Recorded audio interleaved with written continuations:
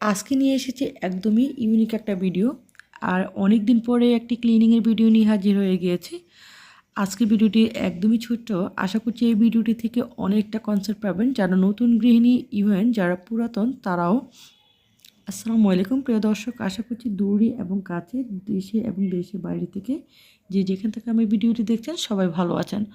তো আমাদের প্রত্যেক গৃহিণীদের কিন্তু একটা কিচেন থাকে, আর কিচেনের যে সিঙ্কটা থাকে সেই সিঙ্কের নিচে কিন্তু একটা হাউস থাকে। এই হাউসটা অনেকটা নোংরা হয়। আজকে আমি কিছু আইডিয়া দিব, এই আইডিয়াগুলো কিন্তু যারা নতুন ফ্ল্যাট করবে তাদের জন্য খুবই কাজে আসবে।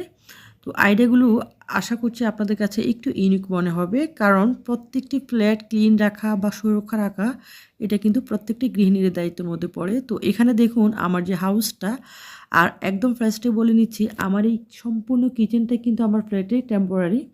তো এগুলো কিন্তু আমি একদম আলাদা করে বানিয়ে নিয়েছি। এখানে যে সিঙ্কের নিচে যে হাউসটা সেটা কিন্তু বেশ নোংরা হয়ে যায়, প্রত্যেক গৃহিণীদের কিন্তু এই জিনিসটা হয়ে থাকে। আর এটা কিন্তু আমার মেন কিচেন না, যদিও মেন কিচেনটার মধ্যে এই সিস্টেমটা কিন্তু আমি সম্পূর্ণ এরকমই রেখেছি। একদম পাইপটা কিন্তু আলাদা রেখেছি। এখানে দেখুন পাইপটা নিচে কিন্তু আমি একটা জালি দিয়েছি, আর এই জালিগুলো ধুতে গেলে কি হয় একদমই ভালো লাগে না, এটা কেমন যেন মানে ঘৃণা লাগে, খুব একটা ধুতে মানে ভালো লাগে না। তো এই জিনিসটা একদম হাতে ছোঁয়া ছাড়া এটা আমি আজকে ক্লিন করব।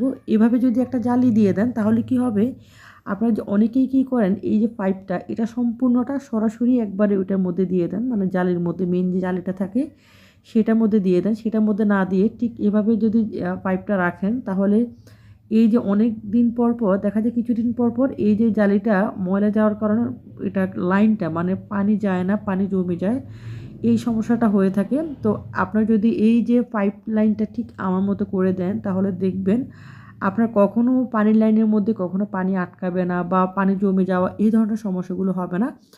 তো এখানে আমি একটা তারের জালি নিয়েছি, তারের জালি আমি এখানে একটা পলিথিন ইউজ করেছি, আপনারা চাইলে হ্যান্ড গ্লাভস ইউজ করতে পারেন। আর এখানে কিন্তু এটা আমার ঘর মোছার বালতি।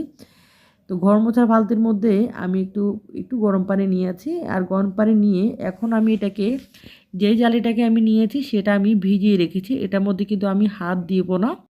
একদম গরম পানি নিয়েছি, গরম পানি নিয়ে এটাকে আধা ঘন্টা থেকে 1 ঘন্টায় ভিজিয়ে রেখেছি। আপনার চাইলে দেখুন এটা কিন্তু একদমই ক্লিন হয়ে গিয়েছে, কোনো রকম কোনো ঘষা মাজা কিচ্ছু করতে হয়নি। আপনার চাইলে এখানে একটু সাবানের পানি ইউজ করতে পারেন যদি জালিটা বেশি নোংরা হয়ে যায়। যেহেতু আমার এটা একদমই মানে একদম কঠিন ময়লা হয়নি, একদম মানে জালির মধ্যে শক্ত হয়ে লেগে যায়নি, ময়লাগুলো সফট ছিল, তার জন্য কিন্তু এগুলো আধা ঘন্টা 1 ঘন্টা ভিজানোর কারণে একদমই ক্লিন হয়ে গিয়েছে। আর দেখুন একদম নতুন লাগছে জালিটা। কয়েকদিন পর পর দেখবেন পানি জমে যায় অথবা পানি জমে থাকে, এটার জন্য মিস্ত্রি ডাকতে হয়, অনেক টাকা খরচ হয়। এই ধরনের সাবধানতার জন্য অবশ্যই কী করবেন, এরকম একটা জালি দিয়ে দিবেন, আর লাইনটা মানে পানির পাইপটা ঠিক এরকম করে দিবেন, তাহলে কি হবে কখনোই পানি জমবে না। আর আপনার এই সমস্যাটার জন্য পুরো বাড়িতে কিন্তু সমস্যা হতে পারে, তার জন্য এটা ফ্ল্যাটটা সুরক্ষিত রাখার দায়িত্ব সম্পূর্ণ কিন্তু আপনারই, তার জন্য এই জিনিসটা আপনারা করতে পারেন। আর এরকম করে হাতে স্পর্শ ছাড়া জালিগুলিকে ক্লিন করে নিতে পারেন, আর 3-4 দিন পর পর একটা তার জালি দিয়ে এভাবে ক্লিন করে নিতে পারেন, তাহলে এই জিনিসটা একদমই ক্লিন থাকবে আর সুন্দর থাকবে, ফ্রেশ থাকবে। আর সুন্দর ফ্রেশ থাকলে কার না ভালো লাগে বলুন।